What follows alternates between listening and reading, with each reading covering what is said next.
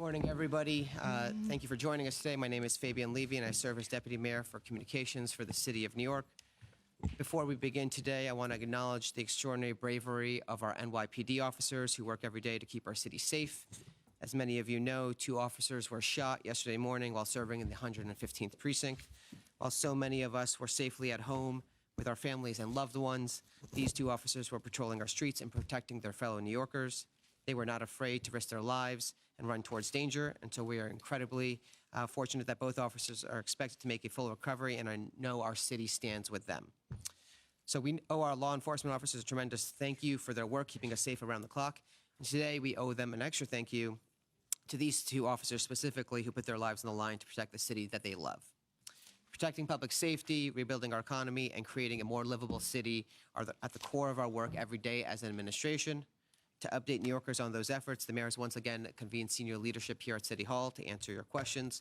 So joining us today, we have Mayor Eric Adams, First Deputy Mayor Sheena Wright, Chief Advisors to the Mayor Ingrid Lewis-Martin, Deputy Mayor for Health and Human Services Ann Williams Isom, Deputy Mayor for Housing, Economic Development, and Workforce Maria Torres Springer, Deputy Mayor for Operations Mira Joshi, Deputy Mayor for Strategic Initiatives Anna Almanzar, Chief Counsel Lisa Zornberg, and Director of Intergovernmental Affairs Tiffany Raspberry.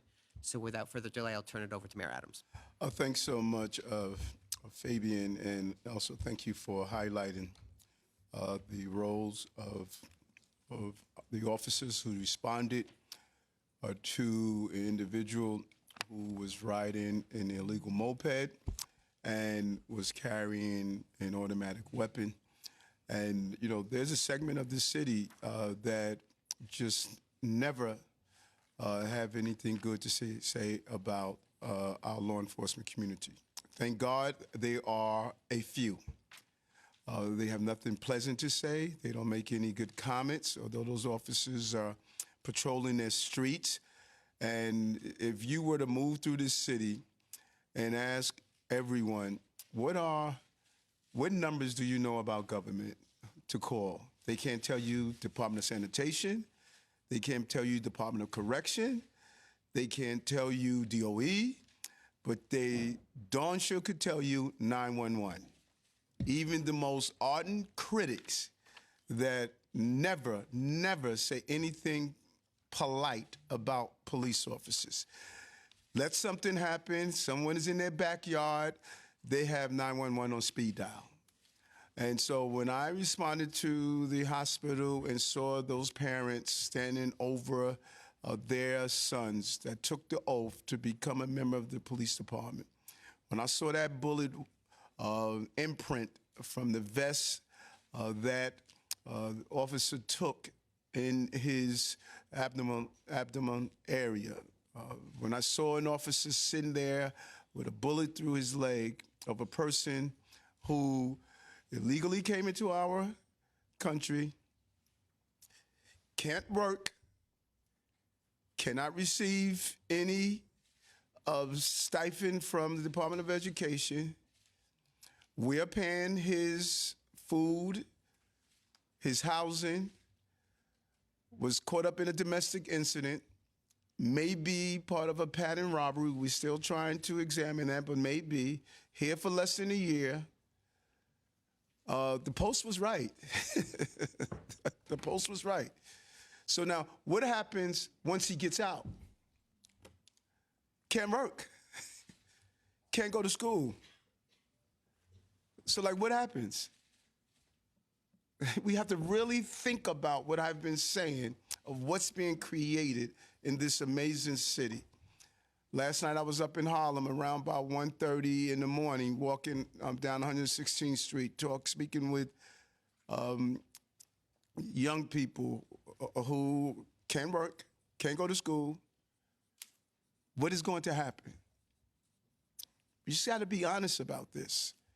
And everyone wants to romanticize this issue and just act like, oh, it's no big thing. No, this is a serious issue that this administration is attempting to resolve.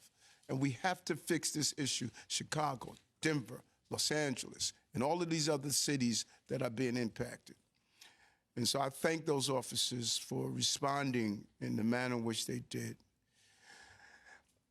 And so before we go into answering any questions, we want to flag that right now the air quality health advisory has been issued for New York City. The advisory is for ozone, which is invisible and not like the wildfire smoke. We were able to see that, but this is a real issue. We want to tell people that are dealing with health issues to take necessary actions. If they need face masks, you can stop at your local precinct to receive one. For more information, they can go to our necessary websites that are here to get more information on this issue. Like we say every week, our core mission: protect public safety, rebuild our economy, and make the city more livable for hardworking New Yorkers. Public safety. Friday, we celebrated the team of courageous and dedicated New Yorkers. Hats off to D.M. Banks. This was a vision he shared with me, the unification of our training at our new Public Safety Academy. And I didn't even realize how much this meant so much to those men and women who serve. We often treat them as though they are a second-class law enforcement agency. The event we had, and I want to thank the deputy mayors that attended, it sent the right message that we see one law enforcement community in this city, and we had a joint ceremony that promoted for the first time 70 heroes from over a dozen different agencies that all have a hand in our public safety apparatus. We also announced our plan to support those who work on our city's public safety efforts at 16 different agencies by building the city's first ever Public Safety Academy that is going to encourage the cross collaboration that we're seeing over and over again. And a perfect example of that was on Friday. We had emergency management, the Department of the Aging, and the Department of Parks, the Department of Environment Protection, and Office of Animal Welfare, and all working together to deal with the extreme weather over the summer. And Zach Isco and the entire team is talking about how we're going to collaborate to address that. And, public safety is a team effort. We say it over and over again. With our economy, Small Business Expo, 10,000 people signed up for it. Commissioner Kevin Kim has just been a real hero over there. We have a record of 183,000 small business that employ nearly 1 million working class people, the largest number of small businesses in our history. A third of them were open during this administration. And last week, we wrapped up the Small Business Expo, Small Business Month with the Expo. 40 city and state and federal agencies providing services, and we also pledged a $10 million fund to support early stage businesses with a focus on women and Black, Indigenous, and people of color entrepreneurs. And lastly, livability. You're in luck. We were hanging out with DM Mira Joshi and Commissioner Sue Donahue as we really leaned into something that we heard a lot about, and it's not on everyone's radar until they have to go. Then it's on everyone's radar. There's 46 new public restrooms, renovating 36 existing restrooms across the 5 boroughs to add to our supply of nearly 1,000 restrooms. We have more restrooms per capita than any other municipality, but we are increasing on that. And like I said at the presser, one of the worst kept secrets is how long it takes to get a bathroom open and activated in the parks and in, believe it or not, on the street levels.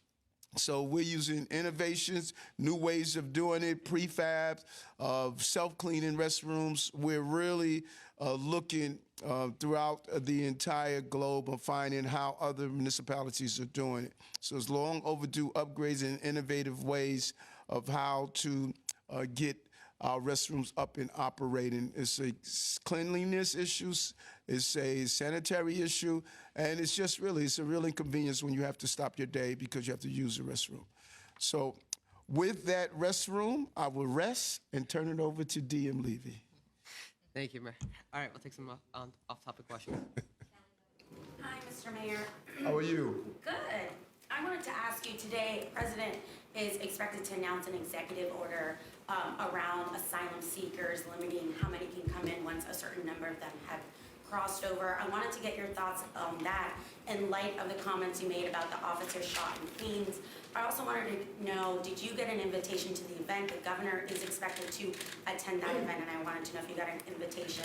And then one final question, probably for Deputy Mayor Ann Williams-Isom. How many asylum seekers have applied for work authorization? And of those that have applied, how many have actually gotten the authorization? Of 200,000 people entered our city, 200,000 people, larger than other cities, 200,000. And so whatever could be done to slow the flow, give us the resources, allow people to work, I'm all for. And to the invite to the event, people should be asking, did Eric invite you to his events?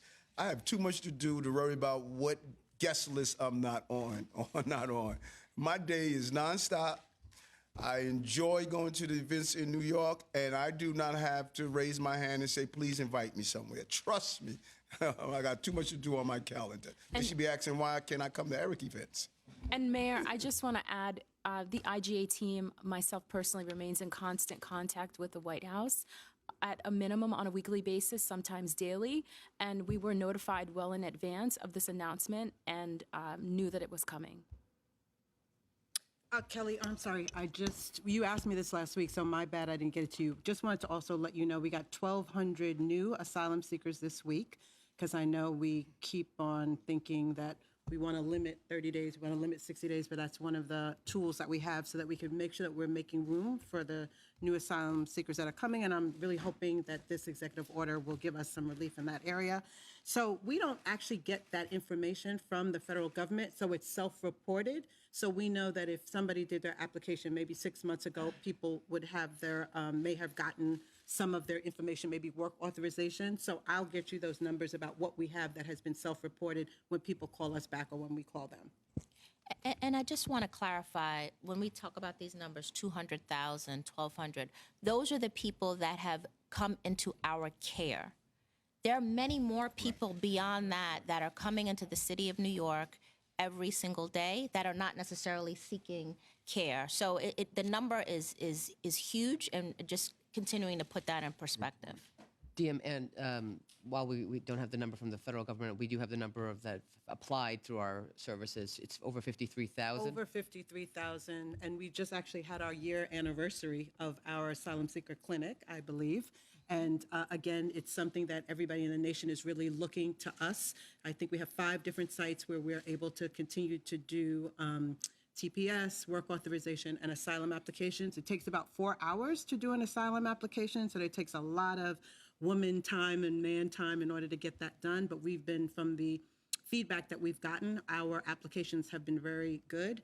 And so we've been pleased that that was one of the things, that and resettlement, we think are one of the things that are most important as we try to attack this humanitarian crisis.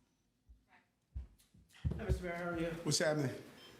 Just building on the executive order. The administration has been in contact with the Biden administration about this. So what communications has your administration had about that, and input you've given, and what effect do you believe this executive order will have on the flow of migrants here? It seems like we've been hovering around 1,200 to 1,400 for the last 3 to 4 months now, maybe a little bit longer. So what impact will that have locally? And then on your opening statements about the Queens police shooting, is there any talks now of any changes to the sanctuary city laws in the wake of this shooting? You said 1,200 to 1,300 monthly? Oh, weekly, I'm sorry. Oh, okay. Over the last 3 to 4 or 5 months. No, we've been about 4,000, 4,000 or 5,000 a month. Again, whatever, as I stated, whatever we can do to slow the flow and finance and allow people to work, I'm all for. The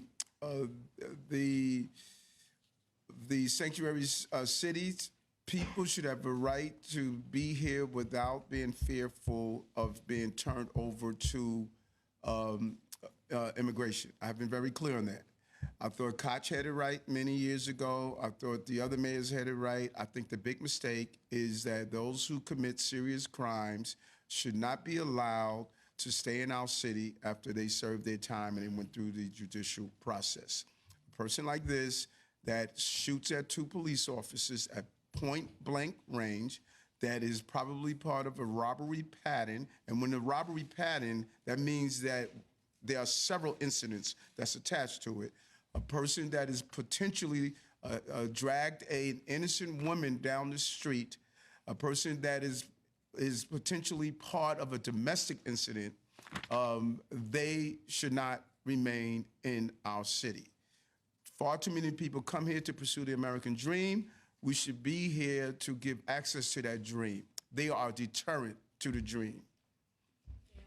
Did we do it? Yeah, I'm sorry. Well, you want to go first, Jeff? Yes, thank you so much. I just want to add that Mayor Adams has led the charge nationally to ask the Biden administration, to deliver more resources and help to New York City and other cities struggling with this crisis. And we believe that today's announcement is a direct result of his efforts. And you know, it's we knew that the White House could do executive action, and we see that Republicans don't want to do anything in Congress, and we, the cities, need relief. So I'm hopeful that what this will look like will, we'll go back to the good old days when we just had, a couple of people who were coming into the DHS system. We now have more asylum seekers, over 65,000 than we do traditional New Yorkers in our DHS system. That's bananas. We've been saying it for so long that we're used to it now, but there's no getting over that we're caring for 120,000 people in a system that was already overburdened. So I'm hopeful in this moment that we will see some real relief in terms of the amount of people that we are getting in through the front door, and that we're going to be continuing to work with the state to do resettlement of people. Again, we could be doing a national resettlement strategy. There's no magic about what we're doing, but that would be really great. And if we are able to give TPS to other populations besides Venezuelans, that would really help a lot too. In addition, it would be great if he would give us some financial resources. Right. We still need the money. We still have to appeal to the federal government to give us the money because this is still on our dime and we cannot sustain. So we still need the money from the federal government. I would just add, DM, and you just said something. Now we have. That now has been a long time. We've had more asylum seekers in our care for well over a year at this point than long time on House New Yorkers. 400 months that we've been going through this. It's just, I know it feels like it's just normal, but it's not. And we're really looking forward to getting back to resettling people and having people come and get what they want, which was the American dream. And we think the federal government is the people who can help the most in that. What role the administration has played in getting this executive order? I think Tiffany said the role is that we've been calling for it since day one. We've been leading the conversation in the country. With Mayor Adams has been doing that with his other colleagues in other cities and with legislative leaders nationally. And so that's the role that we played.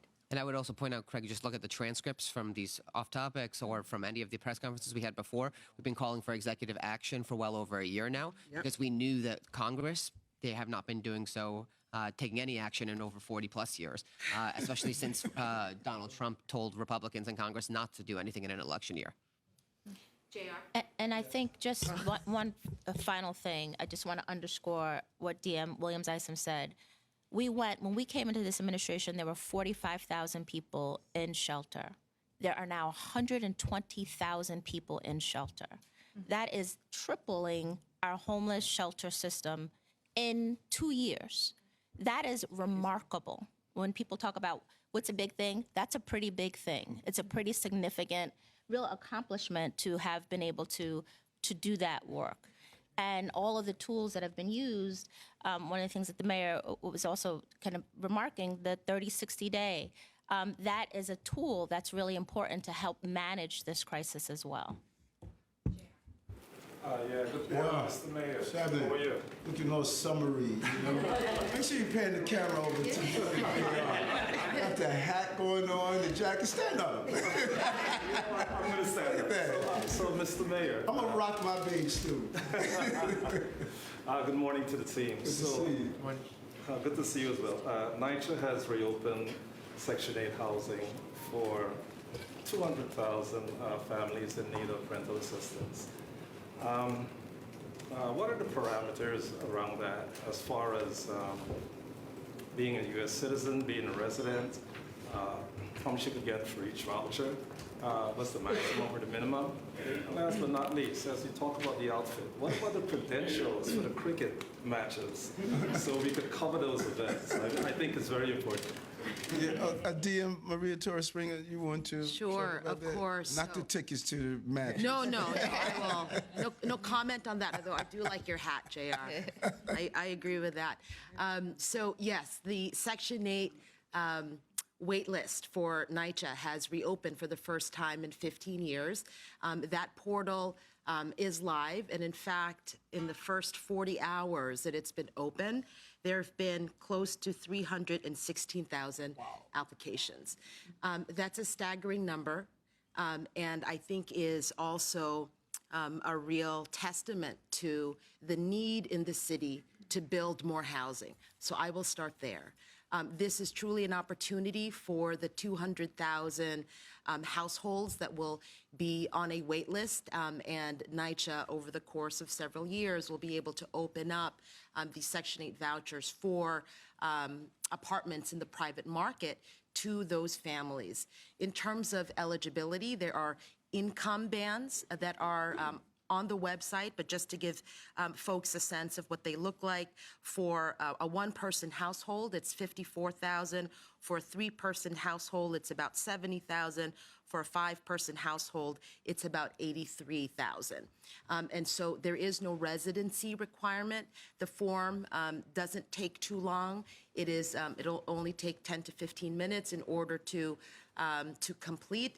And so we encourage New Yorkers to go to the website, on the NYCHA website, to apply so that they can take advantage of this particular subsidy. And it's important because what it means is that you pay 30% of your income towards rent, and the rest is covered by this federal subsidy. And NYCHA, of course, is the largest administrator of this subsidy. The last thing they'll say is, we know that this is a lifeline. I grew up on a Section 8 voucher. I know firsthand what it means to rely on that type of voucher for your family to survive.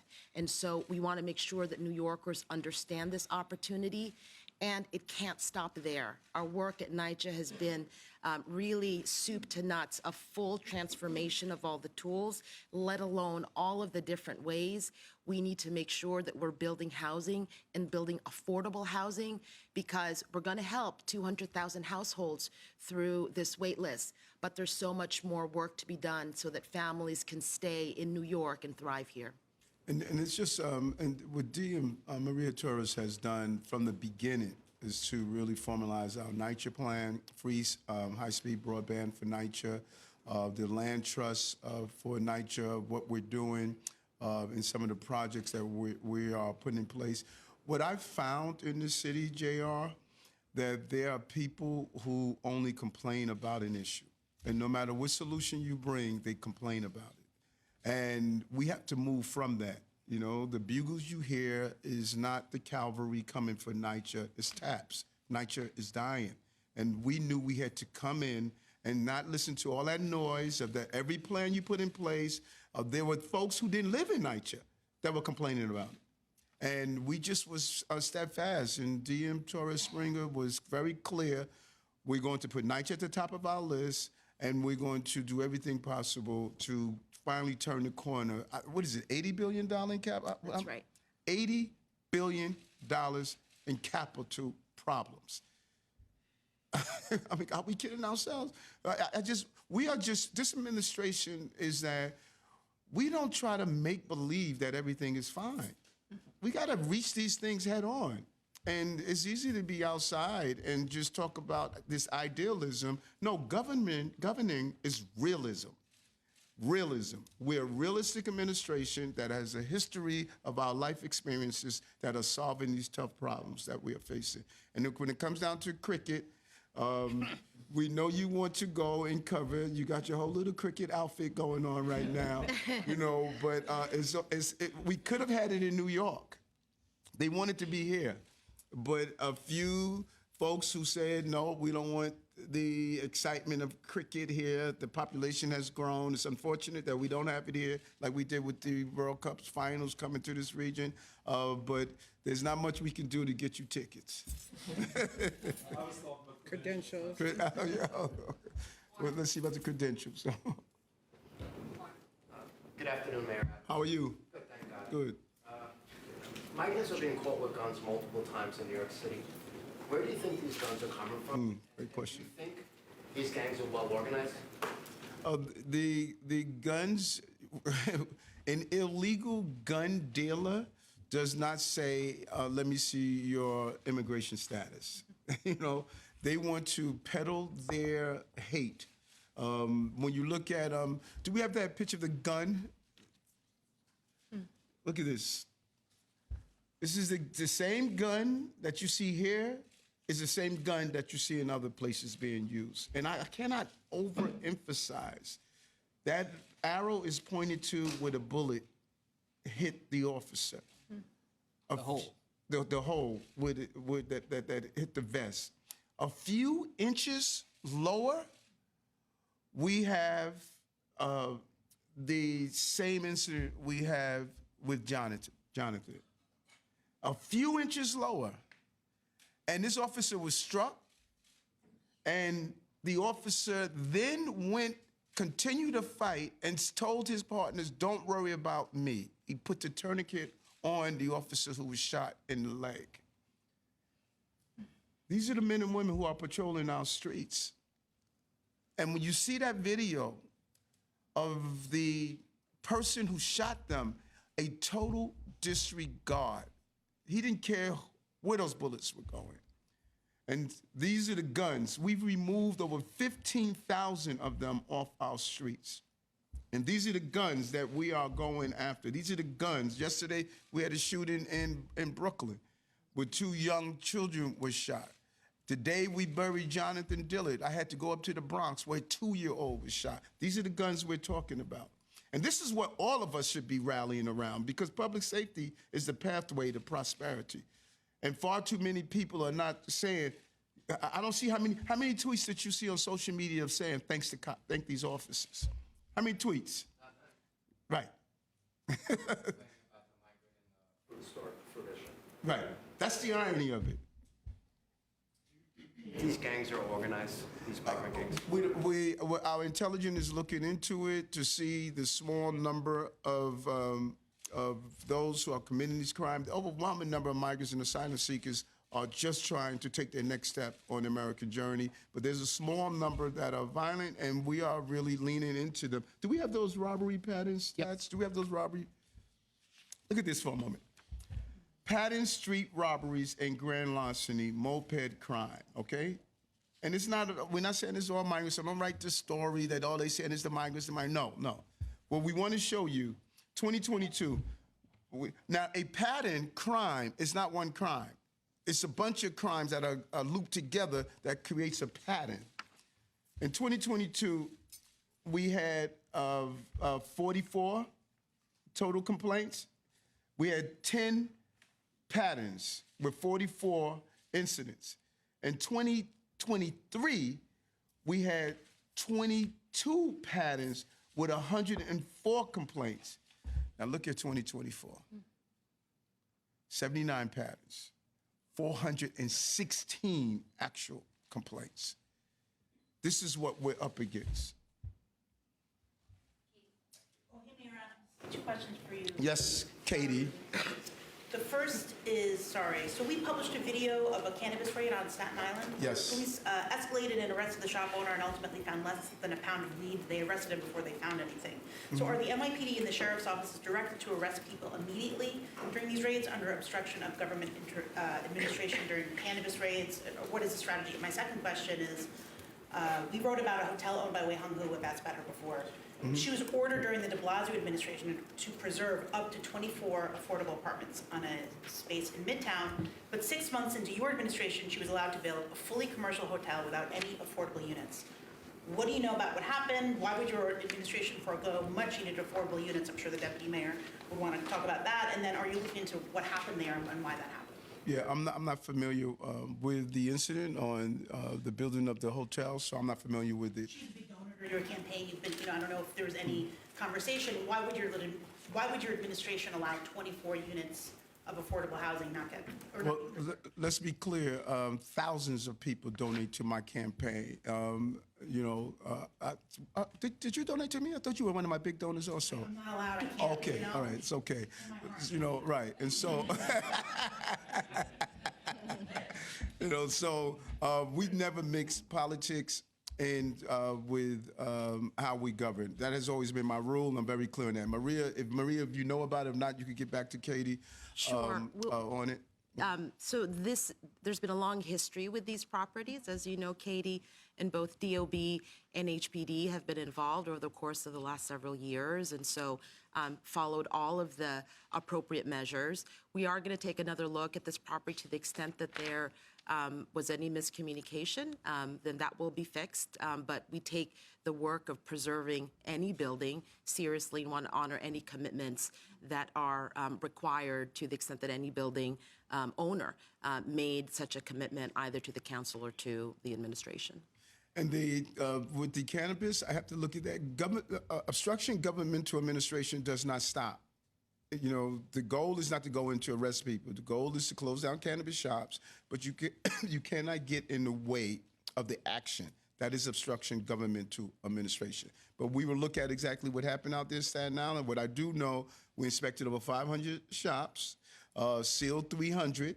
And I've said this before, I think there's a professional operation behind this that is supplying the same products, the same gummy bears, the same packaging.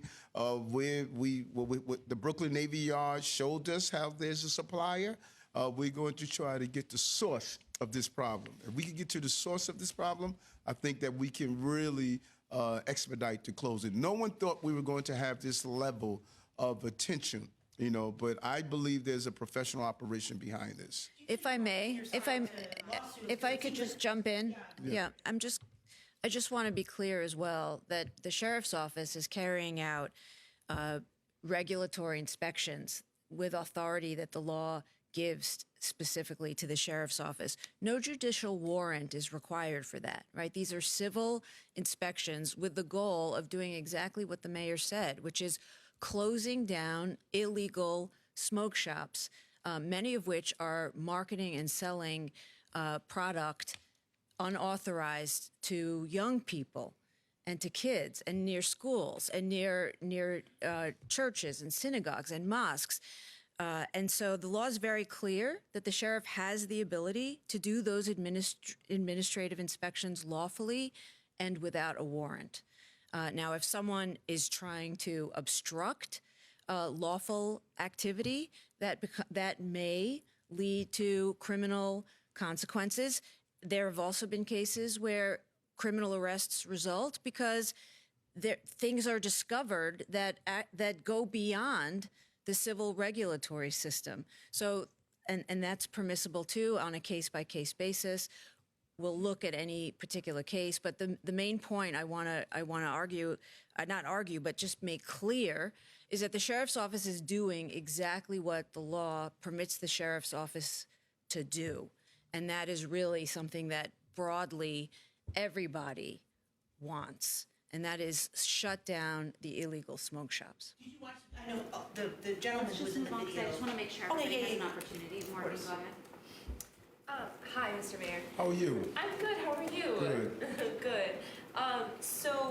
Just on the president's announcement later today, some of the specifics, I know we don't know, but some of them have leaked out from like the New York Times and CNN, and they're saying the president plans to close the border after 2,500 migrants have crossed.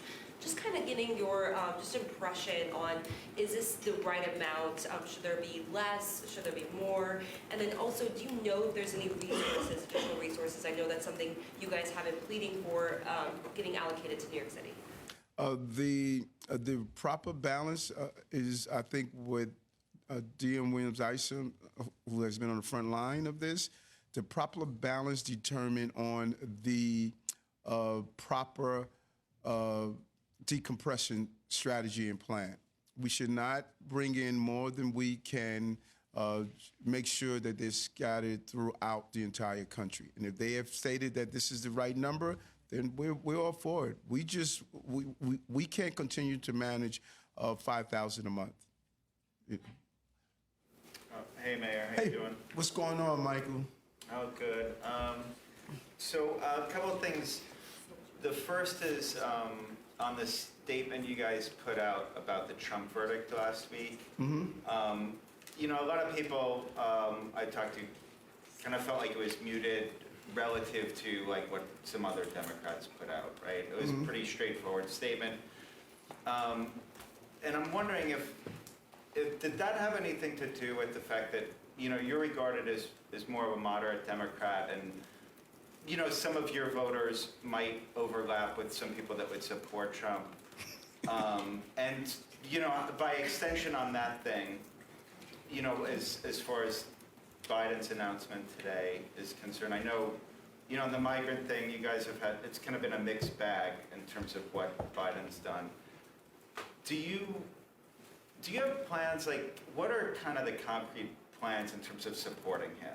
Like, on one hand, it's a mixed bag in terms of the migrant situation in the city. On the other hand, you've got Trump, right? So, like, how do you balance that in terms of, like, what you want to do in campaigning, helping the campaign? So that was one. The second one. So, One question? you guys clown on me because of my long questions, but that was the first. So, Get nervous in front of us, Michael? So the second one was. You know, Kayla would like to have a baby. Right here. The second one was on Brianna Suggs. She got a new lawyer, and I guess this is for Lisa to some degree too. Is she, to your knowledge, is she cooperating with the federal authorities? And do you guys have like what is it? What's the term? Like a joint defense agreement with, like, do the legal teams have a joint defense agreement? Thanks. You should speak to the attorneys on both, and they will give you the answer to those questions. I've made it clear we're going to cooperate with the process, the review, and we're going to continue to do that. I could not have been clearer, and I always find it amazing that with my level of clarity, I support the president. I nicknamed myself the Biden of Brooklyn. You know, I'm not a one-issue person. I disagree with you on something. I disagree. And I move on. He has been very helpful around public safety. He came to the city and talked about the whole initiatives around guns. We needed an ATF head. He was there to push that through. And as I stated, he revitalized our economy. Everybody thought our economy was going to be in the tank. And what he did was amazing. And so there are many aspects of being the president of the United States. And that is what I believe is important, and I made it clear. With the, right. And thank you for reminding me. Am I a super delegate, or I'm like a Superman? I'm a super delegate, you know. So I'm sorry. You're going to the DNC, like you're officially a super delegate? Yeah, I'm deciding, you know, because I would love to go to Chicago DNC, but whenever I leave, Katie writes stories about me. You know, I can't, but I will be voting. Right. I think it's like the best way for his campaign to deploy you in terms of like. It's up to them. You know, campaigns, people who are good supporters don't try to dictate what they're going to do with your campaign. It's up to them to say, Eric, here's what we believe. We could use you. This is the largest city in the country, and whenever Tiffany is in constant contact with the White House, she does the communications around you know, what the president needs, and Ingrid is on the ground with what they need of me, you know, so whatever they need. Put it this way, they reached out to us, we have not told them no. Go ahead, sir. Okay. What's happening? Haven't seen you in a while, man. Good to see you. Knee surgery. You an OG. Yeah. Anyways. Yes. Here's the question. State legislature is considering a bill that would compel the NYPD to open up encrypted radio to members of the accredited members of the media. What is your position? Right.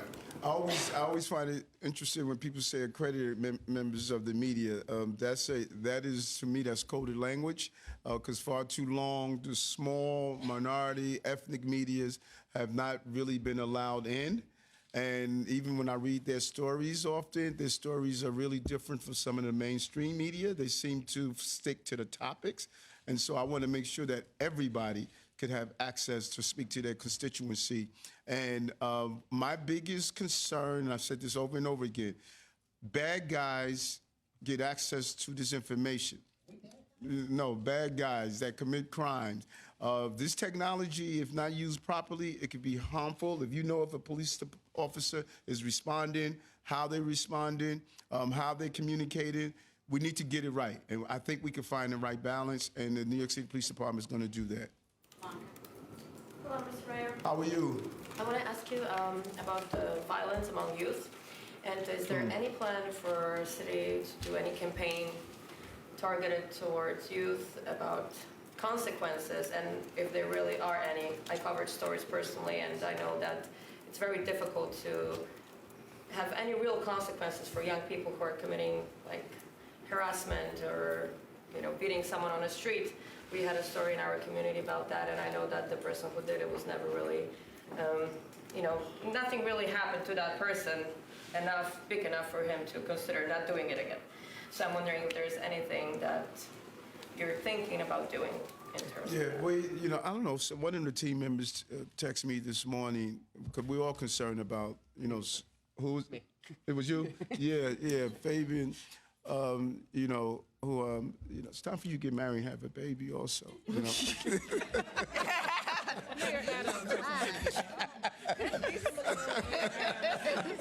him in trouble. Very off topic, Mary. He cannot tell anybody to get married. But he loves children. A lot of friends with children.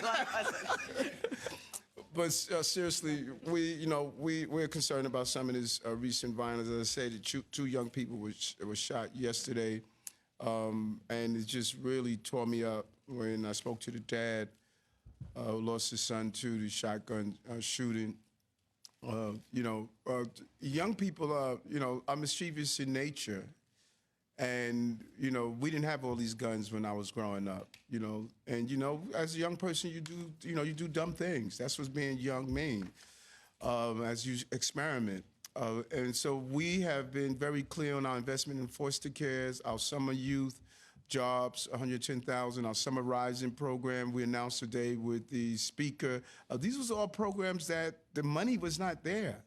But between Jock and the advocacy of our team here, DM Amazon, we all knew that we have to, if we could bring back some of this stuff, we're going to do so.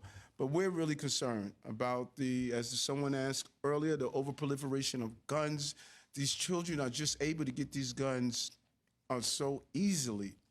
And, as we continue to push back on it, and you have to find the right balance. We don't want to be overly punitive, but we have to give these young people the care. We have been invested in those young people who have interaction with law enforcement. We want to continue to do that, and we want partnership. That's what some of the stuff Sheena and her team and Amazon is doing around internship. The more alternatives we do, we believe that we can sort of, get these young people out of harm's way. But trust me, it's concerning us as well. And one of the things that we're doing, Mayor, is actually focusing on those residents who live in the 6 precincts with the highest incidences of gang violence for the Summer Youth Improvement Program. Actually, 18,000 of them have been recruited to participate in those programs. But besides Summer Youth Improvement Program, we have Saturday Night Lights, the out of work, out of school opportunities for our youth, as well as what the mayor just mentioned regarding the announcement that was made earlier, restoring some of the investment for our Summer Rising in our effort to keep our young people busy and occupied. And it's, as the mayor mentioned, a cross-agency collaboration, New York City Public Schools, DYCD, our workforce and talent team, in making sure that we access all the resources the city has to offer to our youth. Mr. Mr. Mayor. How are you? Good, how are you? Good. So tensions with the city council appeared to boil over into public view last week when Ms. Raspberry left during the hearing about the advice and consent bill, and the speaker, I believe at the moment, said that it was showing contempt for the council. I mean, has this reached, a certain tipping point? I mean, you've continued to insist that things are still okay between you guys, but it seemed like tension had spilled into public view in a way that it hadn't in the past. Yeah, and Tiffany can speak on her own. Who Tiffany's optimal professional. She's been able to navigate all of these personalities, and I'm amazed at the W's that she has brought home from Albany, from Washington. A lot of people don't realize she manages our Albany office, our Washington office, and she managed the city council. And her relationships go so deep from the days of being with Congressman Crowley. We couldn't have had a better fit. I stood next to Adrian today as we made some very significant announcement. Justin was there. Rita Joseph was there, and we had other council people that are there. Listen, I have 6 brothers and sisters, and you don't think we argue? Having a brother like me, and I love them. We still come together as a family. When we buried my brother last month, all of us came together. When we had to deal with the passing of my mom and how we were going to deal with the housing issues, we all came together. Those of you who have spouses, you don't debate with your spouses from time to time? And don't you still love them? Well, I'll leave that question. But you debate what you disagree on. But the same way you pointed out our disagreements back in 22, we landed the budget. You pointed them out in 23, we landed the budget. You pointed out them again, we still able to resolve this. And so we're not insecure in our relationships that we can't disagree when we disagree. I disagree on things, she disagree on my things, but we know we have to still resolve this city. And if you like it or not, what we have been able to accomplish, navigating us out of COVID, navigating us out of 200,000 migrants and asylum seekers, navigating the 40% increase in crime, navigating to get us more jobs in the city's history, navigating all of these things. If you want to focus on the 5 things we disagree on, more power to you. I want to focus on how these 2 kids from Bayside High School, parents reared them in a middle-class environment, and we are running the most complicated city on the globe. And if you have a city this complex and you don't think there's going to be times when there's a disagreement, then you're being idealistic and not realistic. Tiffany? Yes, thank you, Mayor.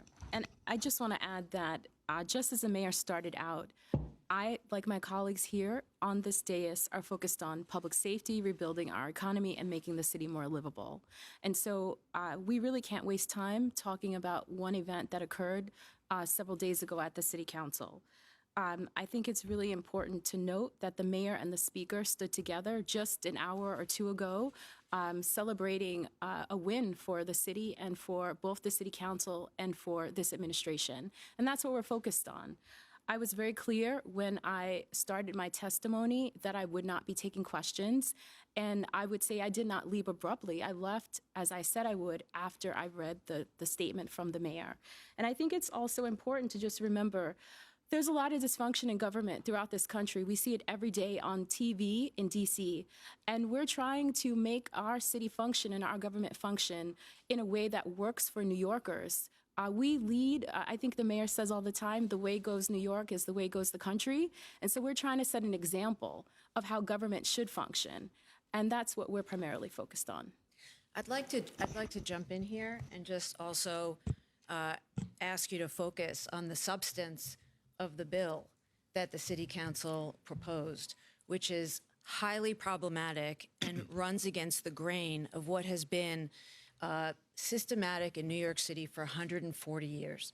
So the City Council has proposed a bill to take away power from every future mayor of New York City to appoint, to have sole discretion to appoint the men and women who are going to lead mayoral agencies. They instead, the bill proposes that the city council should have the final word, that they should have the power to confirm candidates for the executive administration. So the legislature is trying to take power from the executive.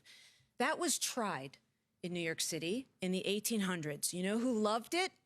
Tammany Hall loved it. And that's reality. And in 1884, since 1884, the law was changed to give the mayor of New York City sole discretion to appoint and to be held responsible for the performance, good or bad, of the heads of agencies. And there are incredibly, the same issues that motivated that change in 1884 are ever present now. Then Governor Grover Cleveland said, never should it be heard in New York City that a bad nomination was made to lead a city agency because it was the only one that could secure confirmation. And since then, since this history is rich and important in New York City, and the city council should study it, because since that change was made in 1884, multiple city charter revision commissions have examined the same issue and how power is accorded to a mayor to appoint the people who will be in charge of his or her agencies. And every single one of those charter revision commissions, starting in the 1800s, in the 1930s, in the 1960s, in the 1970s, have continually repeated this power of the mayor is necessary for the proper governance of New York City. It is essential. 1975, the Charter Revision Commission said the mayor, as the city's chief executive officer, should have sole discretion in selecting top officials in the executive branch. They should serve at his or her pleasure. That includes the heads of all agencies, because it's the mayor that's broadly elected by the people of New York City, and with that responsibility must come accountability for who is appointed and what their performance is. So I'm just speaking to New Yorkers now. What is happening in the city council in this proposed bill is deeply misguided. It would upend 140 years of New York City fundamental principles of governance. It will lead to gaps in service. It will discourage good people from serving if they have to go through the political charades of hearings. And the last point I'll make is that the city council has many priorities. We work with them collaboratively. It has not been a priority for them to promptly confirm individuals, even for the few numbers of commissions and boards where they do have advice and consent already. It has been very difficult. Why? Because they have a different schedule. They don't want to hold hearings in May or June when they're focusing on the budget. They've communicated they don't want to hold any hearings in July or August because they're in a summer recess. They don't want to hold hearings on Fridays. They don't want to hold hearings in December because of the Christmas holiday. They don't want to hold hearings in September because that's when they're all coming back from summer recess. And so to say that it has been difficult, even for those special commissions and boards, is an understatement. The city council itself has at least 15 pending vacancies of their own that they haven't filled, let alone the process of us trying to get mayoral nominations confirmed. So I think history matters here, and I think New Yorkers care about accountability. Well said. And what was so profound about what Lisa laid out is that that's the level of conversation we should be having on the substance of something, not this, how many clicks could I get by saying Eric and Adrian don't like each other. This city's, we have too many issues we are facing right now that this administration, as Tiffany has stated, we are not going to engage in this.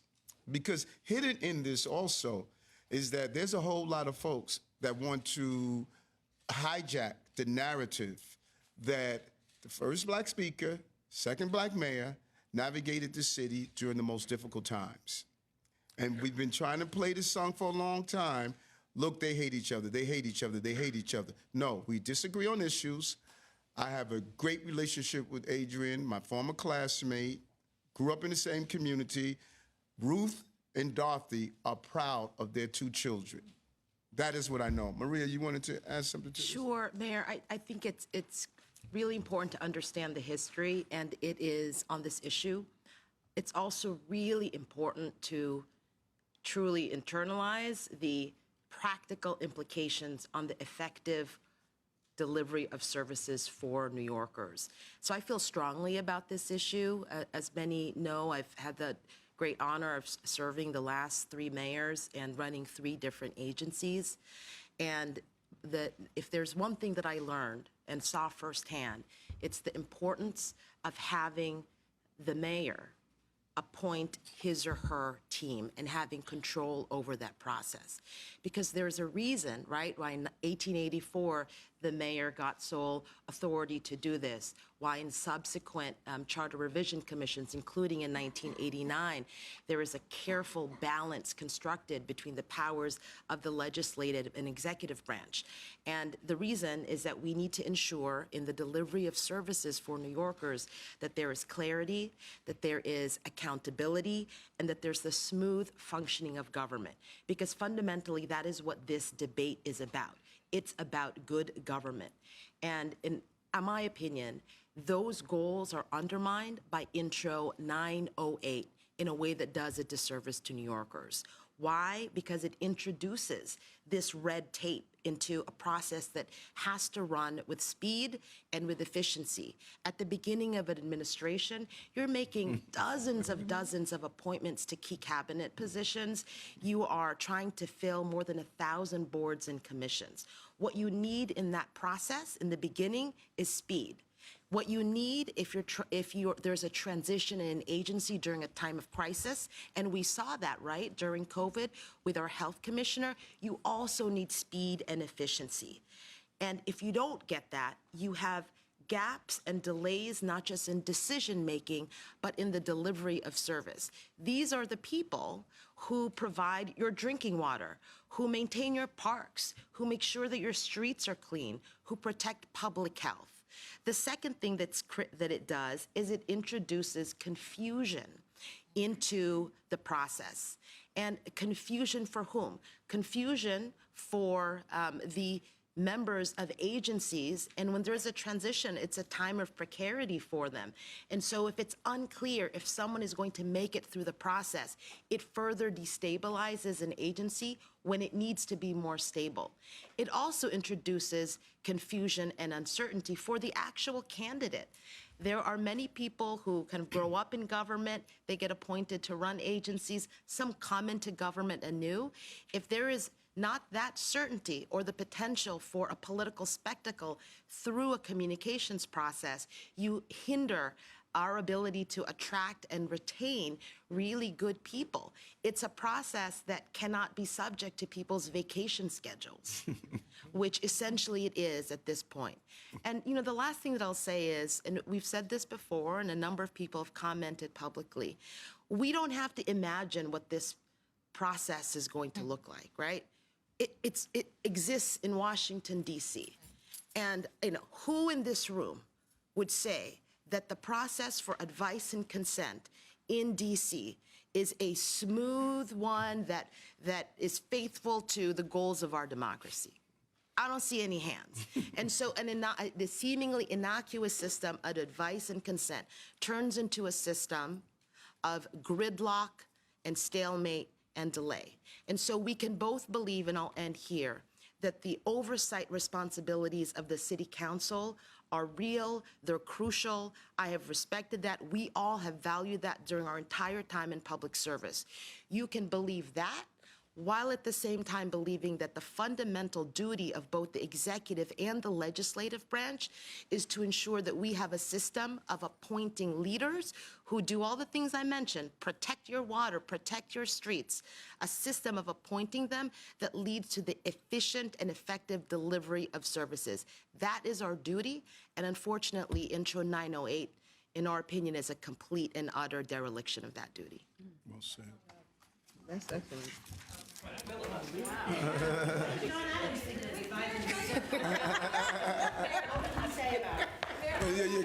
Go ahead. Let me get the last question. Yes, because you were waiting patiently. The Yes. city has tried to reform the permitting process. The comptroller's office tells me for street vendors, since 2022, 14 new food cart permits have been issued. Thousands of people are on the wait list. So I wanted to ask you, why has the rollout been so slow? Is there anything more that the city can be doing here? Amira, you want to talk about that? And there's the street vendor issue. First of all, I personally don't believe no matter how many permits we put out, there's still going to be some illegal activity, and we have to make sure we address that illegal activity. But Mira, you want to talk about those? Sure. I want to talk about, so there are two agencies that oversee the street vendor process in terms of the licenses. It's DOH, because we want to make sure that they're hygienic, and DCWP. But there is something that has happened under this administration, which is really important, which addresses some of the problems that you've identified in terms of there being a wait list and not enough individual permits. We've stood up a regulated vendor market in Corona Plaza, and that has been in pilot existence now for a few months, and it's working well. It's what I call sort of vending light, and it allows people to enter into the marketplace of vending without going through it can be an arduous process in getting a specific individual vendor license. With this model, we can go to other plazas in the city and set up like similar markets and really provide opportunities for people to get into vending, allow the public space to be used in a way that's compliant with allowing people to still have advantage to use the public space, and part of it is a market, and really to provide an opportunity for a larger group of people to get into the vending market. So I think it's something we're working well with Corona Plaza, and we look to expand it throughout the city in other areas. 14 the latest number, only 14 since July of 22. So that is a DCWP. We can check back with you on that number. Okay. And we have to find the right balance, because it's not fair to a brick and mortar that sell apples to have someone outside selling apples. It's not fair to a person who's selling phone devices to have someone outside selling phone devices.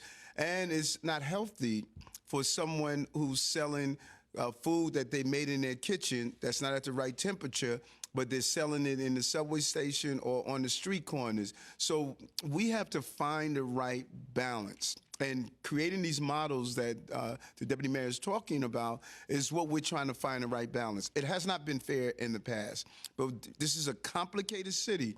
And if you just open the city up to people selling whatever they want, whenever they want, we are creating a level of disorder that we can't accept.